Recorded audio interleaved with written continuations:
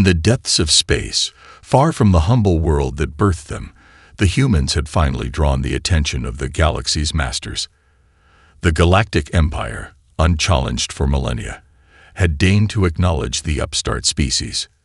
Grand Admiral Zoltar, resplendent in his ornate armor, sneered at the holographic display of the insignificant blue planet before him. Earth, they called it. He scoffed at the primitive spacecraft that puttered around its orbit, the feeble defenses that guarded its skies. This would hardly even qualify as a proper conquest, he thought. More like putting down an unruly pet. Establish contact, he drawled, almost bored by the prospect. Let us see how quickly they realize the futility of resistance. The bridge crew of the gargantuan flagship hurried to obey, their awe of the Grand Admiral eclipsed only by their fear. Within moments, a channel had been opened. The might of the Imperial Armada projected across the vastness of space to the vulnerable human planet. On Earth, the sudden appearance of alien vessels sent shockwaves rippling around the globe. Panic and speculation ran rampant as world leaders scrambled to respond to the unprecedented crisis. Emergency meetings were convened, military forces put on high alert, and prayers offered to deities old and new. In the midst of the chaos, a signal pierced through the babble of terrified chatter and doomsday prophesying. A message from the stars, from the very ships that hovered ominously above. Every screen, every broadcast, every digital display across the planet flickered and resolved into the sneering visage of Grand Admiral Zoltar. "People of Earth," he began, his voice dripping with condescension. "Your planet now falls under the dominion of the Galactic Empire. You have one rotation of your pitiful mudball to comply with the following demands." He rattled off a list of terms, each one more egregious than the last. Total disarmament, the disbanding of all government, the enslavement of the population for imperial labor, humanity's immediate and unconditional surrender. For a moment, a stunned silence enveloped the planet, a collective paralysis in the face of such staggering audacity. Then, in a scene repeated across the globe, the shock gave way to a rising tide of defiance. In capital cities and war rooms, leaders who had bickered and postured against each other for decades found themselves united by a common purpose. Generals and admirals dusted off contingency plans that had once seemed like mere thought exercises. Soldiers and citizens alike looked to the sky with grim determination, ready to defend their home. When humanity's response came, it was not a meek capitulation, but a fierce and full-throated roar of resistance. A planet-wide broadcast, a singular declaration of intent. The President of the United States, the Secretary General of the United Nations, the leaders of nations large and small, stood together and addressed the Galactic Empire as one. They spoke of Earth's history, of the wars and struggles that had forged humanity's resolve. They invoked the names of heroes and martyrs, of battles won against impossible odds. They vowed that Earth would never submit, that humanity would fight to the last. "You may have the power to destroy us," they declared, their voices ringing with conviction, "but you will never have the power to enslave us. We will resist. We will fight. And if we fall, we will die free." The speech spread like wildfire, racing across the planet and beyond. Every human heart swelled with pride and determination. Every human fist clenched in defiance. In that moment, petty divisions fell away, ancient feuds were forgotten. Humanity stood as one. And on the Imperial flagship, in the sterile grandeur of his command deck, Grand Admiral Zoltar watched the broadcast with a slowly dawning realization. The humans, primitive and outmatched as they were, would not be cowed. They would not kneel. They would fight with every fiber of their being. For the first time in his long and decorated career, the Grand Admiral felt a flicker of doubt, a cold whisper of foreboding. He had expected the humans to beg for mercy, to prostrate themselves before the might of the Empire. Instead, they had issued a challenge, a defiant declaration of war. As he gave the order to begin the invasion, as his fleet surged forward to crush this upstart race, Grand Admiral Zoltar couldn't shake the feeling that he had just awoken a slumbering beast. That humanity, in all its stubborn, unyielding glory, would not go quietly into the night. The Empire had demanded Earth's surrender. In response, the humans had bared their teeth and raised their fists. The battle for humanity's freedom had begun. The Imperial Armada descended upon Earth like a swarm of locusts, their ships darkening the skies and setting the very air ablaze. The humans had vowed to resist, and resist they did, fighting with a ferocity that shocked the battle-hardened Imperials. In the streets of Earth's cities, in the forests and mountains and deserts, the invaders found themselves embroiled in a war unlike any they had ever known. The humans eschewed the orderly lines and neat formations of civilized warfare, instead adopting the guerrilla style that confounded and enraged the Imperial troops. They struck from the shadows, using the terrain to their advantage, hitting hard and fast, before melting away into the civilian population. They turned their cities into labyrinths of death, each building a fortress, each street a kill zone. They lured the Imperials into close-quarters combat, negating the advantage of their superior technology. For every human soldier that fell, 10 more seemed to rise up in their place, armed with nothing more than improvised weapons and an indomitable will. They fought with a savagery that bordered on madness, a complete disregard for their own lives that left the Imperials reeling. Grand Admiral Zoltar, watching the battles unfold from the safety of his flagship, grew increasingly frustrated with each passing day. His forces were taking losses at an unsustainable rate, bogged down in a grinding war of attrition on the surface of this insignificant planet. He had expected a swift victory, a chance to add another conquest to his long list of triumphs. Instead, he found himself presiding over a quagmire, his troops blood dry by an enemy that refused to admit defeat. In desperation, he ordered more and more of his ships to join the fray, pulling vessels from across the Empire to reinforce the beleaguered invasion force. He unleashed bombardments from orbit, reducing entire cities to rubble in an attempt to break the human spirit. But even as their world burned around them, the humans fought on with a grim determination that bordered on the surreal. They adapted to each new horror with a resilience that defied belief, turning the very rubble of their cities into fortresses and staging grounds. In the heart of the resistance, a new breed of warrior emerged. They were the leaders and the heroes, the men and women who seemed to embody the very spirit of human defiance. They were the ones who rallied the defenders, who inspired hope in the darkest of hours. There was the grizzled sergeant, a veteran of a dozen battles, who led his squad on daring raids against Imperial supply lines.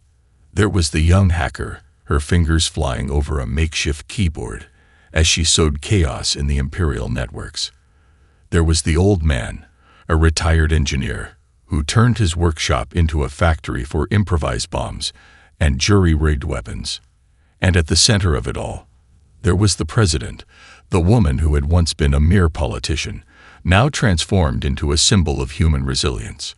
She moved among the ruins of her capital city, rallying her people, her words a beacon of hope in the darkness. Day by day, week by week, the battle for Earth ground on, a war of inches fought in blood and fire.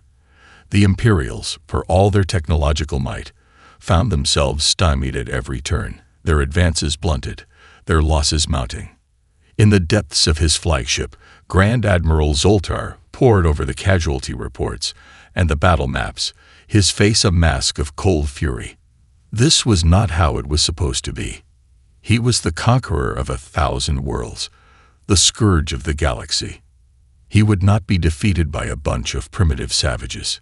But even as he raged and plotted, a small traitorous part of him couldn't help but feel a grudging respect for these humans. They were warriors, true warriors, the likes of which he had never encountered before. They fought with a passion and a fury that almost made him envious. As the invasion stretched into its second month, with no end in sight, the Grand Admiral made a decision. If the humans wanted a war, then by the stars, he would give them one. He would drown their pitiful planet in blood, raze their cities to the ground, and salt the very earth. He would make them pay for their defiance. The Empire had come to Earth seeking a quick victory.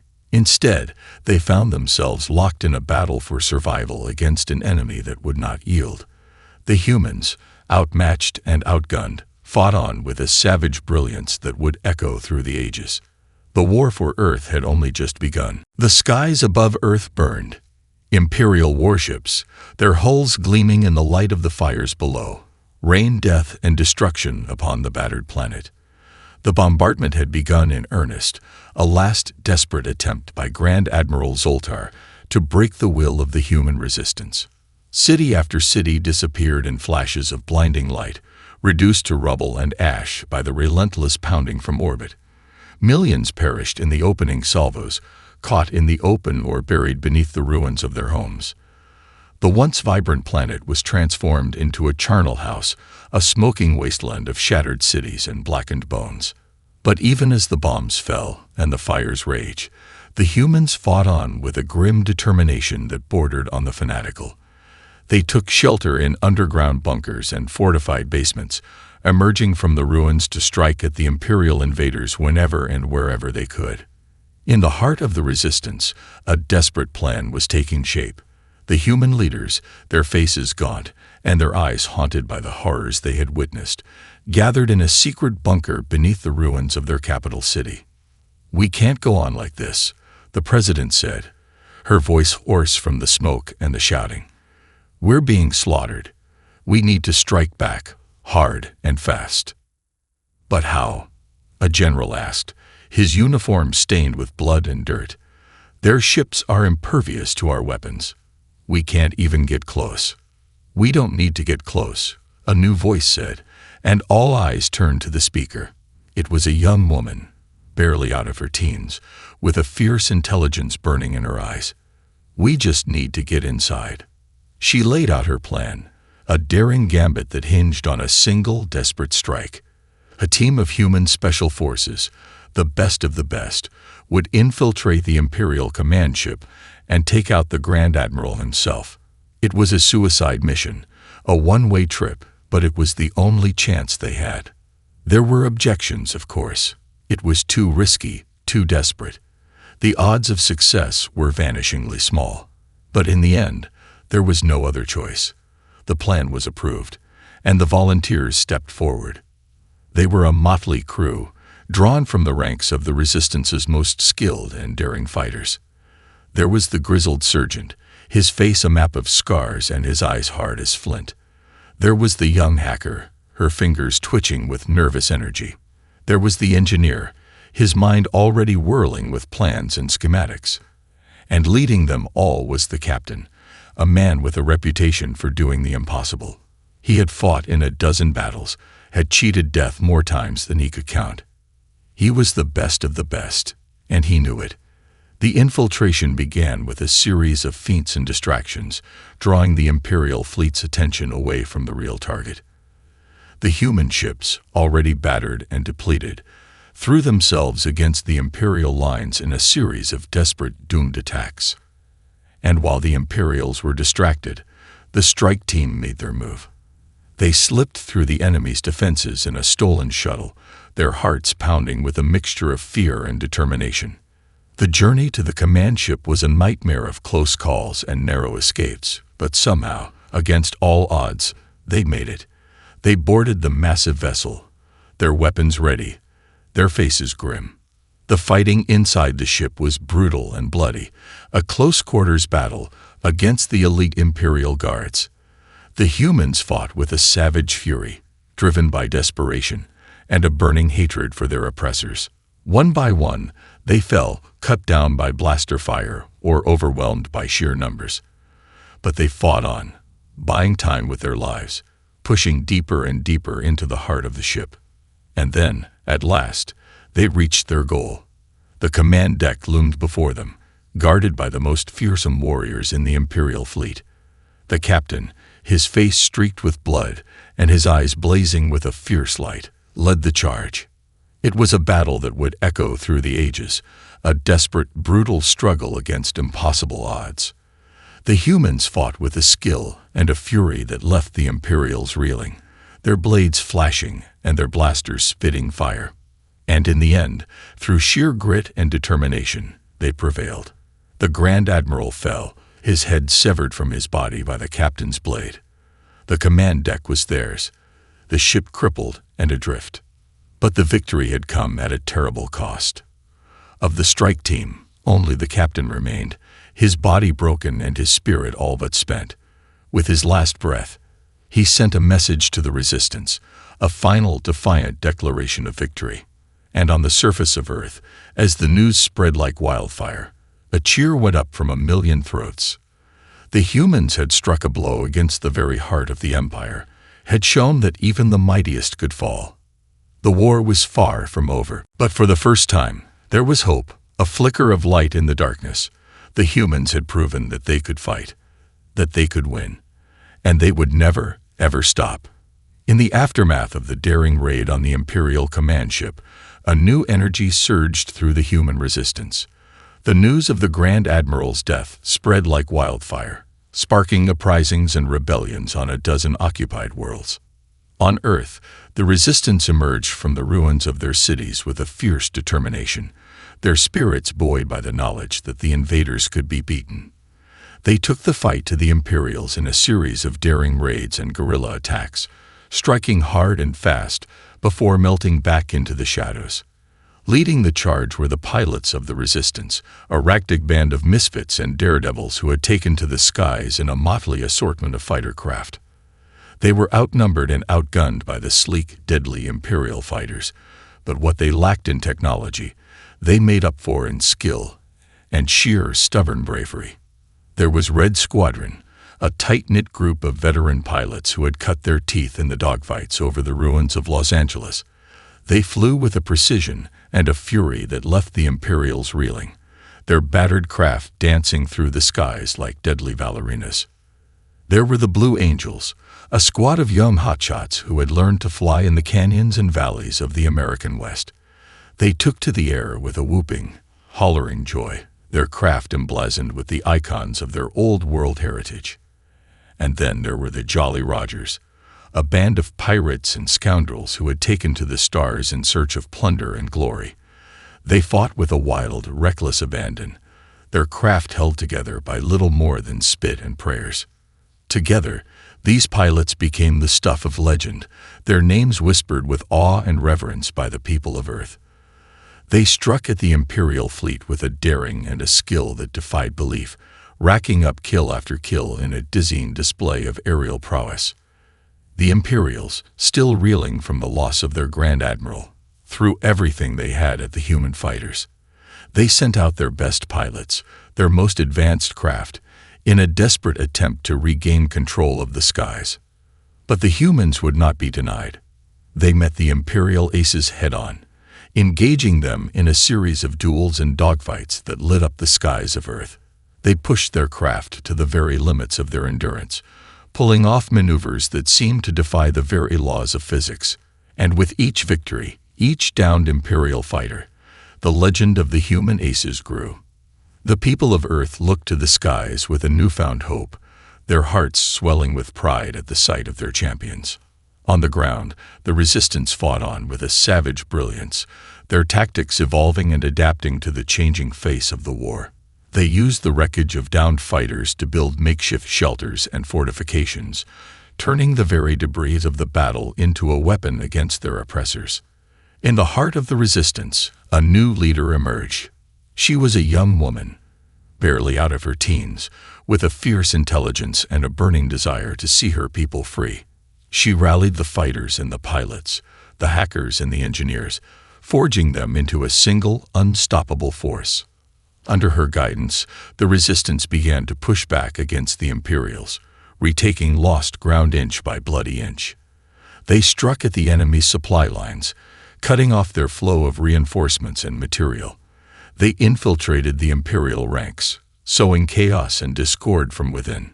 And all the while, the pilots of the resistance fought on, their legend growing with each passing day.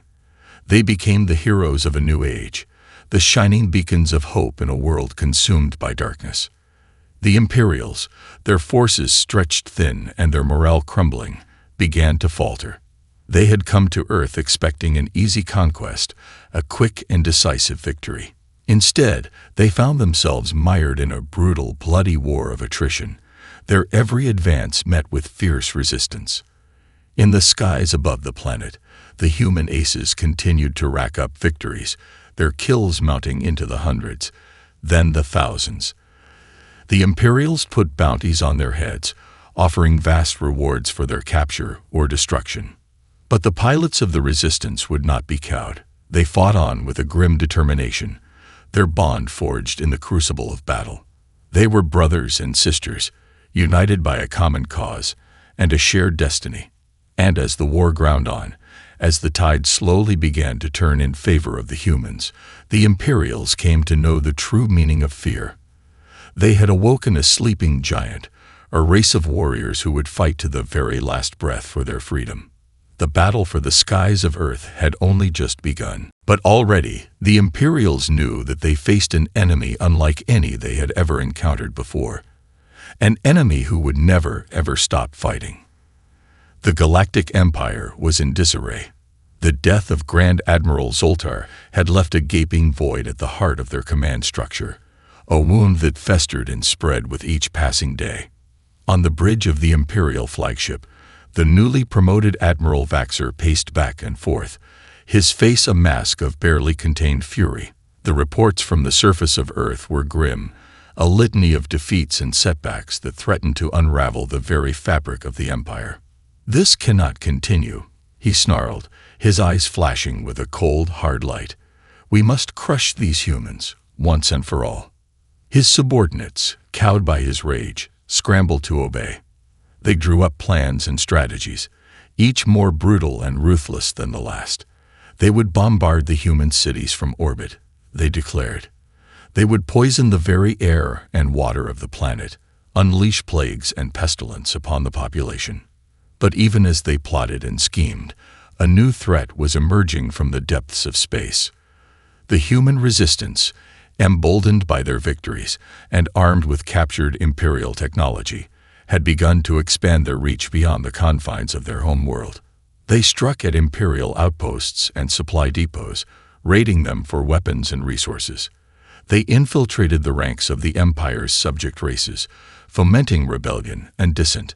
They became a thorn in the side of the Empire, a constant, nagging reminder of their own vulnerability. Admiral Vaxer, his patience exhausted, ordered a final, all-out assault on the human resistance. He gathered the full might of the Imperial fleet, a vast armada of ships and soldiers that darkened the skies above Earth.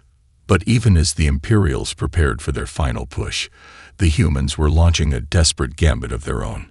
In secret shipyards hidden across the solar system, they had been building a fleet of their own, a ragtag assembly of ships and fighters cobbled together from whatever they could salvage or steal. It was a fleet born of desperation and hope, a last, desperate roll of the dice.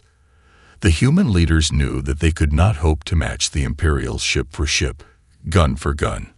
But they had one advantage that the Empire could never hope to match: the indomitable will of their people.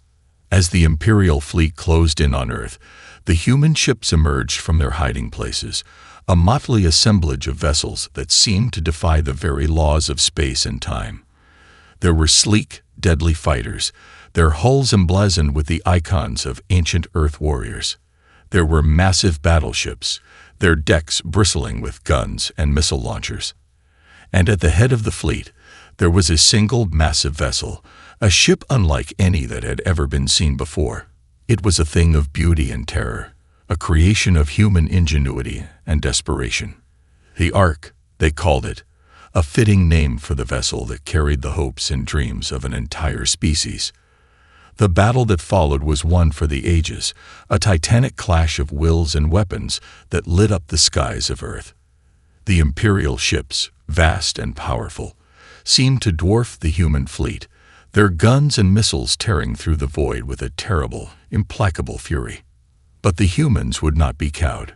They met the Imperial onslaught with a fierce, unyielding defiance, their ships darting and weaving through the enemy fire with a grace and skill that left the Imperials reeling. The Ark, a behemoth of a vessel, plunged into the heart of the Imperial formation, its guns blazing with a fierce, unwavering light. It was a ship designed for one purpose and one purpose alone: to shatter the Imperial fleet, to break their hold on the galaxy once and for all. And shatter it did. The Imperial ships, caught off guard by the ferocity of the human attack, began to falter and break. They fell back in disarray, their formations crumbling under the relentless onslaught of the human fleet. On the bridge of the Imperial flagship, Admiral Vaxer watched in horror as his fleet was torn apart before his very eyes. He had underestimated the humans, had failed to grasp the depths of their resolve and their fury. And as the last of his ships exploded into a billion shards of metal and fire, he knew that he had lost. The Empire, the mighty, invincible Empire, had been brought to its knees by a race of primitive savages.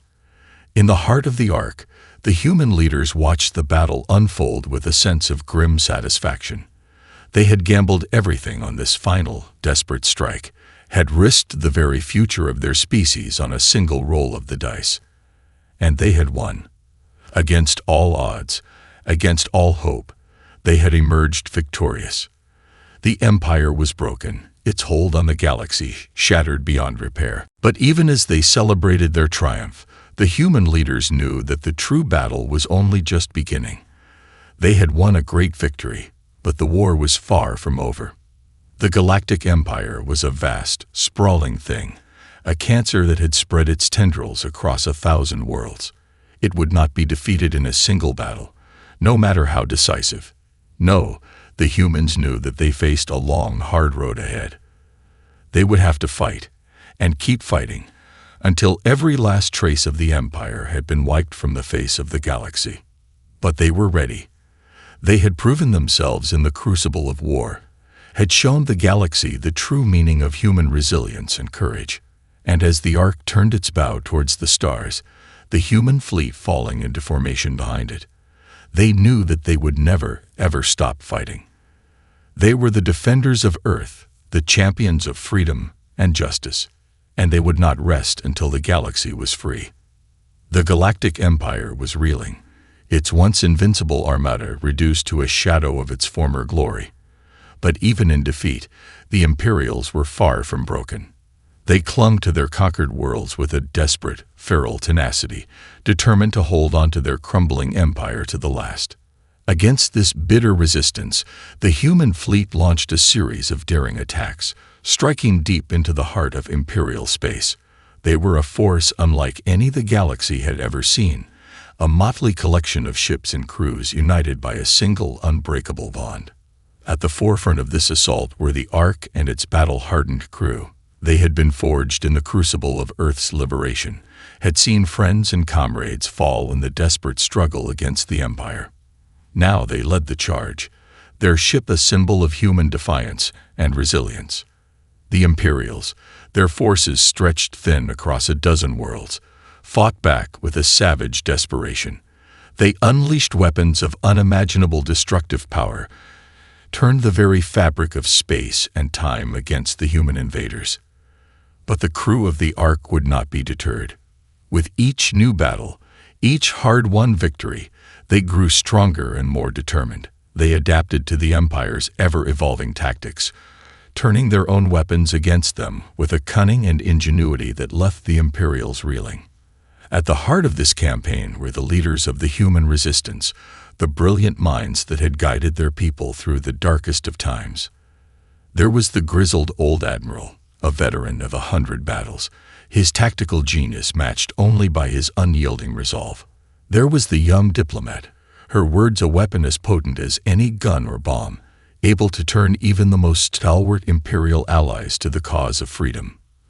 And then there was the captain of the Ark, a figure of legend among the human fleet. She was a woman of indomitable will and fierce intelligence, a leader who inspired those around her to heights of courage and sacrifice they had never dreamed possible. Together, these leaders forged a plan as daring as it was desperate. They would strike at the very heart of the Empire, the seat of its power and the symbol of its domination. They would capture the imperial capital, and with it, the emperor himself. It was a plan fraught with risk and danger, a gamble that could spell the end of the human resistance if it failed. But the crew of the Ark, the leaders of the fleet, knew that they had no choice. They had come too far, sacrificed too much, to turn back now.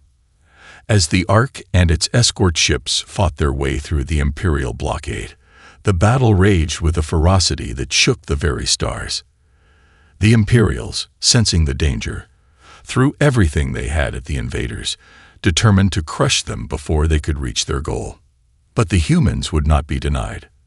They fought with a savagery and a skill that left the Imperials reeling, their ships darting and weaving through the enemy fire with a grace and precision that defied belief. And then, at last, they were through.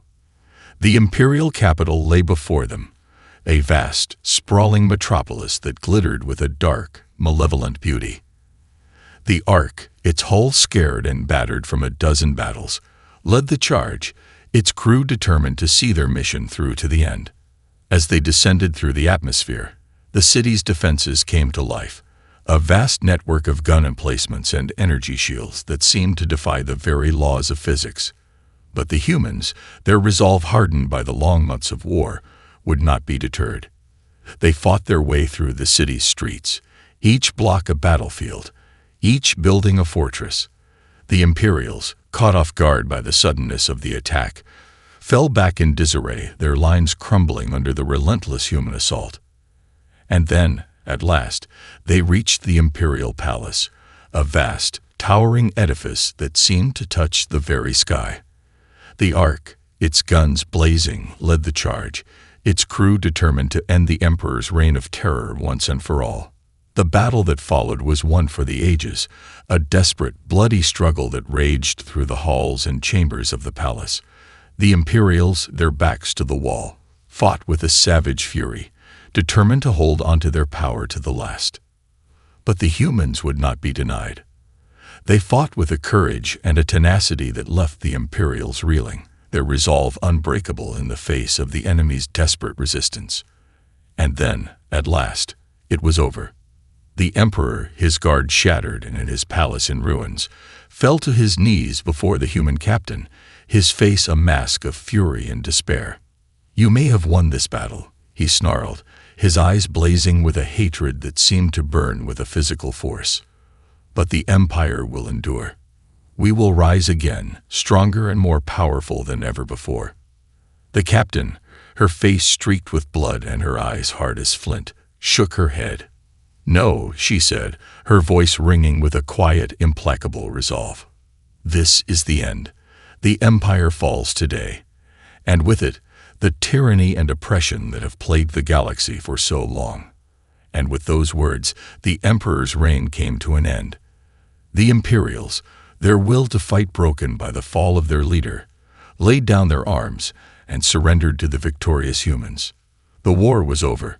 The Empire, once the scourge of the galaxy, was no more. And in its place, a new order would rise, one founded on the principles of freedom, justice, and equality.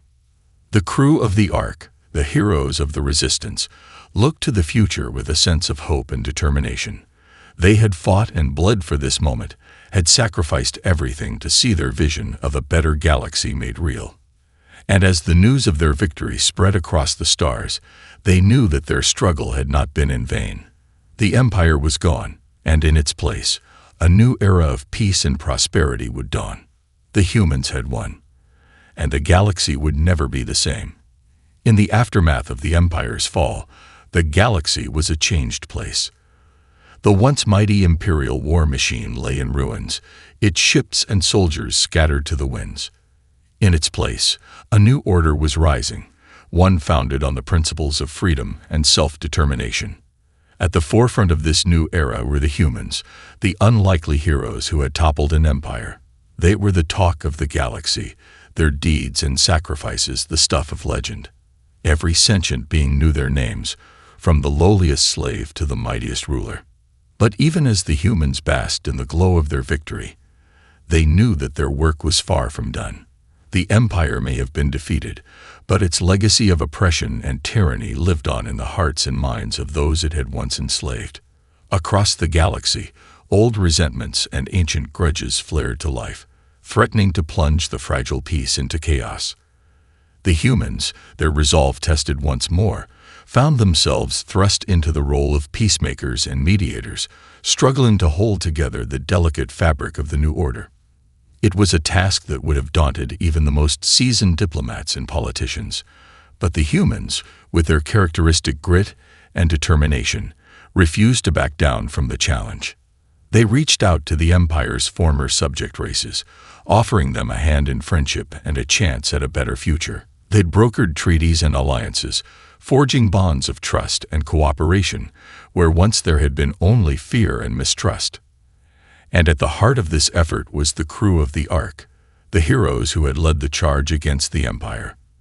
They were the face of the new order, the symbol of hope and unity in a galaxy still reeling from the scars of war. But even as they worked to build a brighter future, the humans knew that the specter of the Empire still loomed large.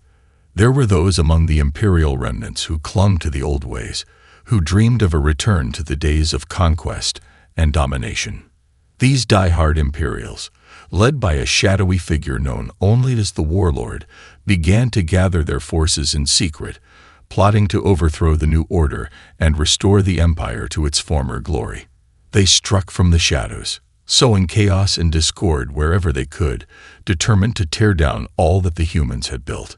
The humans, their resolve tested once more, met this new threat with the same courage and determination that had carried them through the darkest days of the war. They rallied their allies and their resources, determined to root out the Imperial remnants and bring them to justice. The battles that followed were among the fiercest and most desperate of the entire conflict. The Imperials, their backs to the wall, fought with a savage fury, determined to hold on to their fading dreams of power and domination. But the humans, united in their cause and their conviction, would not be denied.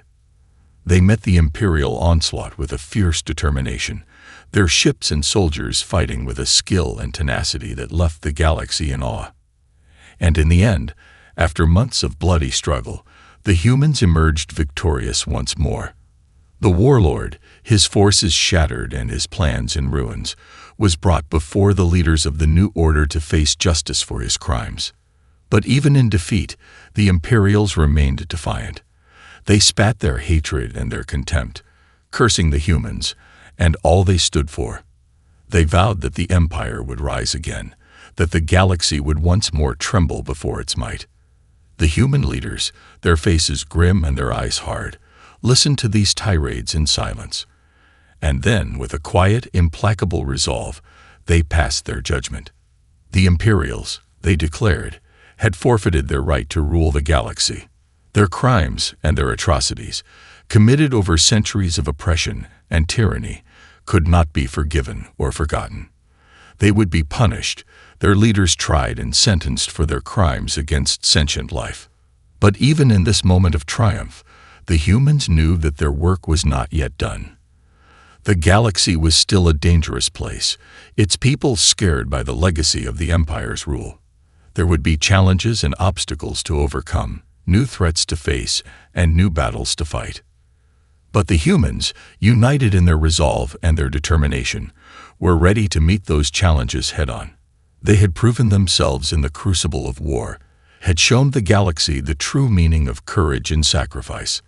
And as they looked to the future, they knew that they would never rest, never stop fighting for the ideals they held dear. They were the guardians of the new order, the champions of freedom and justice, and they would not rest until the galaxy was truly free. Years turned into decades, and decades into centuries. The galaxy, once a place of constant strife and warfare, settled into a new era of peace and prosperity.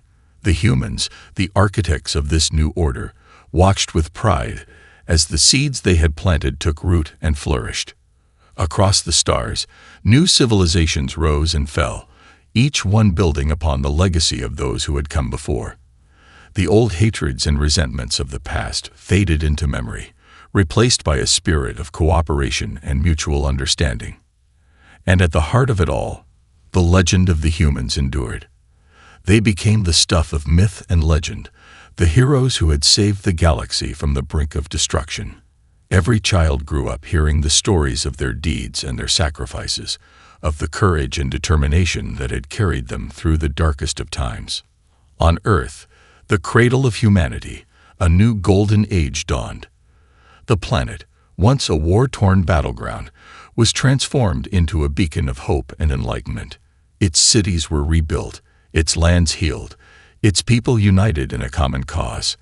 And in the skies above, a new generation of heroes arose.